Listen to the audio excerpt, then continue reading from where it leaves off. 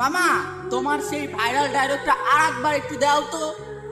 Doctor সাহেব, স্ত্রীর ডেলিভারির সময় স্বামীকে ডেলিভারি রুমে যেতে দিন, যাতে সে কোনোদিন বলতে না পারে তুমি আমার জন্য কি করেছো।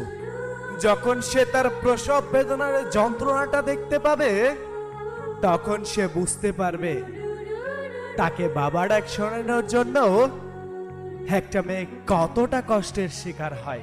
যে স্ত্রী মৃত্যুর সাথে লড়াই করে তোমাকে বাবা ডাক শোনানোর জন্য এতটা কষ্টের সম্মুখীন হয়, তাকে কষ্ট দেওয়ার অধিকার তোমার নাই।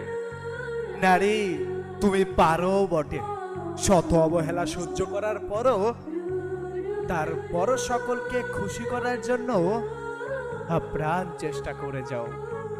সবকিছু কত সহজেই ভুলে যেতে পারো তুমি।